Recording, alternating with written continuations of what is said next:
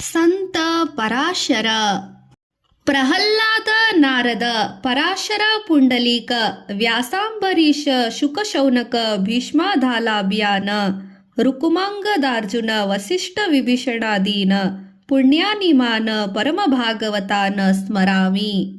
ಕರ್ನಾಟಕದಲ್ಲಿ ಕೀರ್ತಿಯ ಕಳಸ ಹೊತ್ತರು ಪರಾಶರರು ಸಂಚಾರ ಹೊರಟರು. ಇಲ್ಲಿ ಬಂದರು ಅಲ್ಲಿಗೆ ಬಂದಿಲ್ಲ ಎಂದು ಹೇಳುವಂತಿಲ್ಲ. ಆ ಸೇತು ಹಿಮಾಚಲ ಪರ್ಯಂತ ಪಾದಯಾತ್ರೆ ಅವರದು ನಮ್ಮ ಕರ್ನಾಟಕದಲ್ಲೂ ಎಂದು ಕೇಳಬಹುದು. ಈ ಪ್ರಶ್ನೆಗೆ ಉತ್ತರಿಸಲು ನನಗೆ ಬಹಳ ಹೆಮ್ಮೆ. ಅವರ ಕೀರ್ತಿ ಕಳಸ ತೊಟ್ಟಿದ್ದು ಅಲ್ಲೇ ಅಂದರೆ ಸ್ಪಷ್ಟವಾಗಿ ಹೇಳಿಬಿಡುತ್ತೇನೆ ಕೇಳಿ. ಶ್ರೀ ತಿರುನಾರಾಯಣ ಹೆಸರು ನೀವು ಕೇಳಿರಬೇಕು. ಈ ಸ್ವಾಮಿಯ ಕೀರ್ತಿ ವಿಂಧ್ಯ ಪರ್ವತದ ದಾಟಿ ಹೋಗುತ್ತದೆ. ಪರಾಶರರ ದಕ್ಷಿಣ ದೇಶದ ಸಂಚಾರವನ್ನು ಕೈಗೊಂಡರು. ಪ್ರಿಯ ಶಿಷ್ಯನಾದ ಮೈತ್ರೇಯ ಅವರ ಸಂಗಡ ಇದ್ದ ದಾರಿಯ ಉದ್ದಕ್ಕೂ ಸ್ಥಳದ ಹಿರಿಮೆಯನ್ನು ಸಾರುತ್ತಾ ಮೇಲುಕೋಟೆ ಮುಟ್ಟಿದರು. ಇದನ್ನು ತಿರುನಾರಾಯಣಪುರ ಅನ್ನುತ್ತಾರೆ. ಭವ್ಯವಾದ ಬೆಟ್ಟದಡಿಯಲ್ಲಿ ಅನೇಕ ಕೊಳಗಳು, ಪರಮ ಸುಂದರವಾದ ಆ ಸಿರಿ ಸಂಪತ್ತು ಎಲ್ಲಿ ಕಂಡು ಕೊಂಚ ಕಾಲ ಅಲ್ಲೇ ತಂಗಲು ನಿರ್ಧರಿಸಿದರು. ಮೈತ್ರೇಯ ಯೋಚಿಸಿದ ಗುರುಗಳಿಗೆ ಈ ಕ್ಷೇತ್ರ ನೆಮ್ಮದಿಯನ್ನು ತಂದಿದೆ. ಇಲ್ಲಿಂದ ಬೇಗ ಹೊರಟುವಂತೆ ತೋರುತ್ತಿಲ್ಲ. ಈ ವಿರಾಮದ ಕಾಲವನ್ನು ನಾನು ಪೂರ್ಣವಾಗಿ ಉಪಯೋಗಿಸಿಕೊಳ್ಳಬೇಕು. ಗುರುಗಳು ಶಿಷ್ಯನ ಆಲೋಚನೆಯನ್ನು ಒಪ್ಪಿದರು. ಶುಭ ದಿನದಂದು ಕಲ್ಯಾಣಿಯೆಂದು ಮಿಂದರು. ತಿರುನಾರಾಯಣ ದಿನ ದಿವ್ಯ ದರ್ಶನವಾಯಿತು. ನರಸಿಂಹಸ್ವಾಮಿ ಬೆಟ್ಟದಡಿಯಲ್ಲಿ ತಂಗಿದರು. ಮೈತ್ರೇಯ ಗುರುಗಳಿಗೆ ಸಾಷ್ಟಾಂಗ ಪ್ರಣಾಮ ಮಾಡಿದ. ಸ್ವಾಮಿ, ವೇದಾಂಗಗಳ ವಿಚಾರ ಈ ಹಿಂದೆ ತಿಳಿಸುತ್ತಿದ್ದೀರಿ. ಅಷ್ಟಿಷ್ಟೋ ಧರ್ಮಶಾಸ್ತ್ರಗಳ ಪರಿಚಯವು ಗುರುಗಳಿಂದ ನಡೆದಿದೆ. ಆದರೂ ನನ್ನಲ್ಲಿ ಕೆಲವು ಸಂದೇಹಗಳು ಉಳಿದಿದೆ. ದಯಮಾಡಿ ಅವಕ್ಕೆಲ್ಲ ಪರಿಹಾರ ನೀಡಬೇಕು ಎಂದು ಪ್ರಾರ್ಥಿಸಿದ. ನಮಸ್ಕರಿಸಿ ನಿಂತುಕೊಂಡು ಶಿಷ್ಯನ ಮುಖವನ್ನು ಮುಗುಳನಗೆಯಲ್ಲಿ ನೋಡಿದರು. ಗುರುಗಳು ಸಂಮೋಹಿತವಾಗಿ ತಿಳಿದ ಮೈತ್ರೇಯರು ಅದ್ಭುತವಾದ ಪ್ರಶ್ನೆಗಳನ್ನೇ ಹಾಕಿದ. ಈ ಜಗತ್ತು ಹೇಗೆ ಹುಟ್ಟಿತು? ಇದನ್ನು ಸೃಷ್ಟಿ ಮಾಡಿದ್ದು ಯಾರು? ಈ ಸೃಷ್ಟಿಗಿಂತ ಮುಂಚೆ ಏನಿತ್ತು? ಹೇಗಿತ್ತು? ಜಗಕ್ಕೆ ಅಳಿವು ಇದೆಯೇ? ಇದು ಯಾರಲ್ಲಿ ನಿಂತಿದೆ? ಸಮುದ್ರ, ಪರ್ವತ, ಭೂಮಿ ಹೇಗೆ ಜನಿಸಿದವು? ಇವಕ್ಕೆ ಆಶ್ರಯ ಯಾರು? ದೇವ ದಾನವರ ಕಥೆಯೇನು? ರಾಜ ಮಹಾರಾಜರಗಳ ಇತಿಹಾಸ ಉಂಟೆ? ಮನುಷ್ಯನಿಗೆ 4 ಆಶ್ರಮಗಳು, ಬ್ರಹ್ಮಚರ್ಯ, ಗೃಹಸ್ಥ, ವಾನಪ್ರಸ್ಥ ಮತ್ತು ಸನ್ಯಾಸ ಎನ್ನುವಂತರಲ್ಲ. ಇವುಗಳ ವಿವರವೇನು? ಇವೆಲ್ಲವನ್ನು ಸವಿಸ್ತಾರವಾಗಿ ಹೇಳಿ.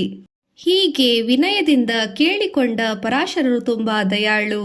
ಶಿಷ್ಯನ ಪ್ರಶ್ನೆಗಳಿಗೆ ತಲೆದೂಗಿ ಎಲ್ಲದಕ್ಕೂ ವಿವರವಾಗಿ ಉತ್ತರಗಳನ್ನು ನೀಡಿದರು. ಈ ರೀತಿ ಇಬ್ಬರಿಗೂ ನಡೆದ ಪ್ರಶ್ನೋತ್ತರಗಳೇ ಅಮೂಲ್ಯವಾದ ಕೃತಿಯಾಯಿತು. ಆ ಕೃತಿಯೇ ಪುರಾಣ ರತ್ನ ಎಂದು ಖ್ಯಾತಿ ಪಡೆದ ವಿಷ್ಣು ಪುರಾಣ. ವಿಷ್ಣು ಪುರಾಣಕ್ಕೆ ವೈದಿಕ ಸಾಹಿತ್ಯದಲ್ಲಿ ಬಹಳವಾದ ಗೌರವವಿದೆ. ಪುರಾಣಗಳ ರಾಜ ಎಂದು ಇದನ್ನು ಕೊಂಡಾಡುತ್ತಾರೆ. ಆದ್ದರಿಂದಲೇ ನಾನು ಹೇಳಿದ್ದು ಪರಾಶರ ಕರ್ನಾಟಕದಲ್ಲೇ ಕೀರ್ತಿಯ ಕಳಸ ಹೊತ್ತರು ಎಂದು. ಮೇಲುಕೋಟೆ ನೋಡುವವರಿಗೆ ಈ ನೆನಪು ಬರಬೇಕು. ಅದಕ್ಕೆ ಸಾಕ್ಷಿ ಹೇಳಲು ಅಲ್ಲಿಯೇ ಪರಾಶರ ಕೊಳ ಇದೆ. ಅದನ್ನೇ ಮೈತ್ರೇಯ ಕೊಳ ಎಂದು ಸಹ ಕರೆಯುತ್ತಾರೆ. ಎಲ್ಲವೂ ಅಲ್ಲೇ ಅಡಗಿದೆ. ಇನ್ನೊಂದು ವಿಚಾರ ಇದೇ ವೇಳೆಯಲ್ಲಿ ತಿಳಿಸಬೇಕು ಅನಿಸುತ್ತದೆ. ಬಿಳಿಗಿರಿ ರಂಗನ ಬೆಟ್ಟ ಹತ್ತಿರವಿದೆಯಾ? ಕನ್ನಡ ನಾಡಿನಲ್ಲಿ ಅದೊಂದು ಸುಪ್ರಸಿದ್ಧ ಕ್ಷೇತ್ರ. ಅಲ್ಲಿ ದಿವ್ಯವಾದ ರಂಗನಾಥ ಸ್ವಾಮಿ ನಿಂತಿದ್ದಾನೆ. ಈ ಮೂರ್ತಿಯನ್ನು ಪ್ರತಿಷ್ಠಾಪಿಸಿದವರು ಪರಾಶರರ ತಾತ ವಸಿಷ್ಠರು. ಪುಟ್ಟ ಹುಡುಗ ಪರಾಶರನು ಆಗ ಅವರ ಜೊತೆಗೆ ಬಂದಿದ್ದ. ಮತ್ತೆ ಪರಾಶರರ ಉಡುಗೊರೆ ಲೋಕಕ್ಕೆ ದೊಡ್ಡದು. ಮೊಟ್ಟ ಮೊದಲು ಮಾನವ ಧರ್ಮದ ಬಗ್ಗೆ ಅನುಕಂಪ ತೋರಿದ ಅವರು ಪರಾಶರರ ನಂತರವೇ ವ್ಯಾಸರು ಬಂದದ್ದು. ಈಗ ನಮಗೆ ದೊರಕಿರುವ ಎಲ್ಲಾ ವೇದಶಾಸ್ತ್ರಗಳು ವ್ಯಾಸರ ಕೃಪೆಯಿಂದಲೇ ಬಂದದ್ದು. ಆದರೂ ಅದರ ಕೀರ್ತಿ ಪರಾಶರರಿಗೆ ಸಲ್ಲಬೇಕು. ಒಬ್ಬರು ಹಣ ಕೊಡುತ್ತಾರೆ, ಇನ್ನೊಬ್ಬರು ಅದನ್ನು ಉಪಯೋಗಿಸಿ ಲಾಭ ಪಡೆಯುತ್ತಾರೆ. ಮೊದಲು ಹಣ ಕೊಟ್ಟವರು ಉಪಕಾರವು ದೊಡ್ಡದು ಅಲ್ಲವೇ? ಹಾಗೆಯೇ ಪರಾಶರರು ಆಗಲೇ ಹೇಳಿದ್ದುದನ್ನು ಉಪಯೋಗಿಸಿ ವ್ಯಾಸರ ಜನರ ಜ್ಞಾನವನ್ನು ಬೆಳೆಸಿದರು. ಪರಾಶರ ಗೀತೆ ಅದಕ್ಕೊಂದು ಸಾಕ್ಷಿ. ಅದು ಬಹುದೊಡ್ಡ ಗ್ರಂಥ. ಅದರಲ್ಲಿ ಮಾನವನಿಗೆ ಜೀವಿಸಲು ಬೇಕಾದ ಉಪಯುಕ್ತ ವಿಚಾರಗಳಿವೆ. ಪಾಪ ಎಂದರೇನು, ಪುಣ್ಯ ಎಂದರೇನು, ಮನುಷ್ಯನು ಹೇಗೆ ಬಾಳಬೇಕು ಎಂಬುದನ್ನು ಅದರಲ್ಲಿ ವಿವರಿಸಿದ್ದಾರೆ. ಪರಾಶರರು ಜನಕ ರಾಜನೊಡನೆ ಮಾಡಿದ ಸಂವಾದ, ಶಿವಸಹಸ್ರನಾಮ, ತಪಸ್ಸು, ಧರ್ಮಗಳ ವಿಚಾರವನ್ನು ಇದನ್ನು ಪರಾಶರ ಗೀತೆಯಲ್ಲಿ ಚರ್ಚಿಸಿದೆ. ಗೋತ್ರ ಪ್ರವರ್ತಕ, ನೀವು ಯಾರು? ನಿಮ್ಮ ತಂದೆ ಹೆಸರೇನು? ನಿಮ್ಮ ವಂಶ ಯಾವುದು? ನಿಮ್ಮ ಧರ್ಮಸೂತ್ರಗಳು ಯಾವುವು? ಈ ಪ್ರಶ್ನೆಗಳಿಗೆಲ್ಲ ಉತ್ತರ ಉಂಟು. ಈ ಎಲ್ಲ ಉತ್ತರಗಳು ಸೇರಿಸಿ ಗೋತ್ರ ಪ್ರವರಗಳು ಎಂದು ಹೇಳುತ್ತಾರೆ. ಭಾರತದಲ್ಲಿ ಹುಟ್ಟಿದೆ. ಎಲ್ಲರಿಗೂ ಗೋತ್ರ ಪ್ರವರ ಇದೆ. ನನ್ನದು ಕೌಶಿಕ ಗೋತ್ರ, ಒಬ್ಬರದು ವಶಿಷ್ಠ ಇರಬಹುದು, ಇನ್ನೊಬ್ಬರದು ಜಾಮದಗ್ನಿ ಆಗಿರಬಹುದು. ಹಾಗೆ 108 ಗೋತ್ರಗಳು ಸುಖ್ಯಾತವಾಗಿ ಪಡೆದಿದೆ. ಗೋತ್ರ ಪ್ರವರ್ತಕ ಅಂದರೆ ವಂಶದ ಮೂಲ ಪುರುಷ ಎಂದು ಭಾವನೆ. ಈ ಪರಾಶರ ಗೋತ್ರದವರು ಅಖಂಡ ಹಿಂದೂಸ್ತಾನದಲ್ಲಿ ಹರಡಿರುವುದನ್ನು ಎಂದು ಕಾಣಬಹುದು. ಅಂದ ಮೇಲೆ ಋಷಿಗಳೆಲ್ಲ ಗೋತ್ರ ಪ್ರವರ್ತಕರೇ ಎಂದು ಕೇಳಬಹುದು ಸಾಧ್ಯವಿಲ್ಲ. ಗೋತ್ರ ಪ್ರವರ್ತಕ ಆಗಲು ಅತ್ಯಂತ ಹಿರಿಮೆ ಬೇಕು. ಜ್ಞಾನ, ತಪಸ್ಸು, ಸಾಧನೆಗಳು, ಆಚಾರ ವಿಚಾರಗಳಿಂದ ಅವರ ಗೋತ್ರ ಪ್ರವರ್ತಕರಾಗುತ್ತಾರೆ. ಇದಕ್ಕೆ ನಿದರ್ಶನ ಪರಾಶರರು. ಇವರ ಹಿರಿಮೆ ಮೆಚ್ಚಿ ಪುಲಸ್ತ್ಯರು ಹರಸಿದರು. ಅದಕ್ಕೆ ಮಿಕ್ಕ ಋಷಿಗಳು ಸಮ್ಮತಿಸಿದರು. ಆದ್ದರಿಂದ ಅವರು ಗೋತ್ರ ಪ್ರವರ್ತಕರಾದರು. ಪರಮಶಿವನಲ್ಲಿ ಪ್ರಾರ್ಥನೆ. ಇನ್ನೊಂದು ವಿಚಾರ ಉಳಿದಿದೆ. ಪರಾಶರರು ಗೋತ್ರ ಪ್ರವರ್ತಕರು ಅಂದೇ ಹಾಗೆಂದ ಮೇಲೆ ಅವರ ವಂಶ ಬೆಳೆದಿದೆ ಎಂದಾಯಿತು.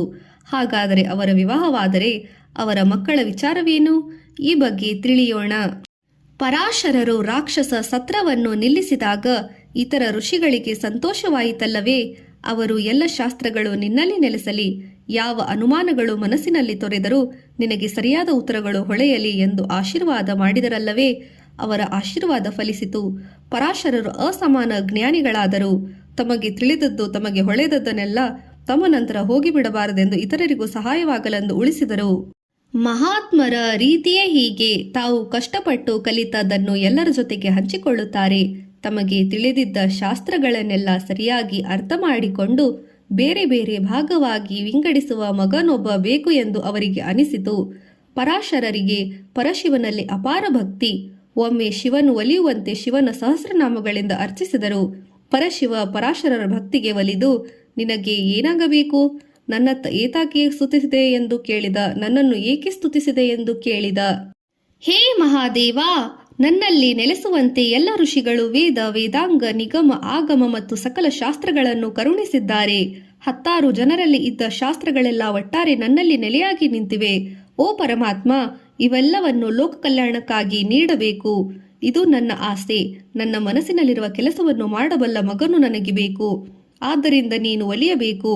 ಅಜನಂತೆ ಜ್ಞಾನಿ, ಮಹೇಶ್ವರನಂತೆ ತಪಸ್ವಿ, ವಿಷ್ಣುವಿನಂತೆ ಕೀರ್ತಿಶಾಲಿ, ಸೂರ್ಯನಂತೆ ಕಾಂತಿಮಯಿ, ಚಂದ್ರನಂತೆ ಶಾಂತನೂ ಇರಬೇಕು. ಇಂದ್ರನ ಸಖನೂ ಆಗಿ ಈ ನನ್ನಲ್ಲಿರುವ ಎಲ್ಲ ಶಾಸ್ತ್ರಗಳಲ್ಲೂ ವಿಂಗಡಿಸಬಲ್ಲ ಒಬ್ಬ ಪುತ್ರನು ನನಗೆ ಅನುಗ್ರಹಿಸಬೇಕು ಎಂದು ಪರಾಶರರು ಪ್ರಾರ್ಥಿಸಿದರು. ಮಹಾದೇವನು ಹಾಗೆಯೇ ಆಗಲಿ. ನೀನು ಇಷ್ಟಪಟ್ಟಂತೆ ಯುಗ ಪ್ರವರ್ತಕ ಆದ ಒಬ್ಬ ಮಗ ಹುಟ್ಟುತ್ತಾನೆ. ನಿನ್ನ ಎಲ್ಲ ಆಸೆಗಳು ಅವನಿಂದ ಕೈಗೂಡುವವು. ಅಷ್ಟೇ ಅಲ್ಲ, ಅವನು ಲೋಕ ಪೂಜ್ಯನಾಗುತ್ತಾನೆ ಎಂದು ಅನುಗ್ರಹಿಸಿದ. ಮಹಾಭಾರತ ಬರೆದ ವ್ಯಾಸ. ಶಿವನ ಅನುಗ್ರಹದಿಂದ ಪರಾಶರರು ಸಂತಸಪಟ್ಟರು. ಕೂಡಲೇ ತೀರ್ಥಯಾತ್ರೆಗೆ ಹೊರಟರು. ಗಂಗೆ, ಯಮುನೆ, ಸಿಂಧು, ಸರಸ್ವತಿ ನದಿಗಳಲ್ಲಿ ಮಿಂದರು. ಪವಿತ್ರ ಸ್ಥಳಗಳನ್ನು ಸಂದರ್ಶಿಸಿ ಆಯಿತು. ಎಲ್ಲವನ್ನು ಮುಗಿಸಿ ಬರುವಾಗ ಯಮುನೆಯ ದಡದಲ್ಲಿ ಸತ್ಯವತಿ ಎಂಬ ಕನ್ಯೆಯನ್ನು ಕಂಡರು. ಅವಳ ಜೊತೆಗೆ ಸ್ವಲ್ಪ ಕಾಲ ಇದ್ದರು. ಅನಂತರ ಈ ಸತ್ಯವತಿ ಗಂಡು ಕೂಸಿಗೆ ತಾಯಿಯಾದಳು. ಪರಾಶರರು ವಂಶದ ಕುಡಿ.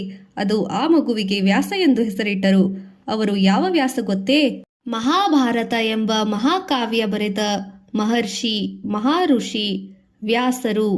ವೇದಗಳನ್ನು 4 ಭಾಗಗಳನ್ನಾಗಿ ಮಾಡಿ ಋಗ್ವೇದ, ಯಜುರ್ವೇದ, ಸಾಮವೇದ ಮತ್ತು ಅಥರ್ವ ವೇದವನ್ನು ಮಾಡಿದರು. ಇವರಿಗೆ ವೇದವ್ಯಾಸ ಎಂದು ಹೆಸರು.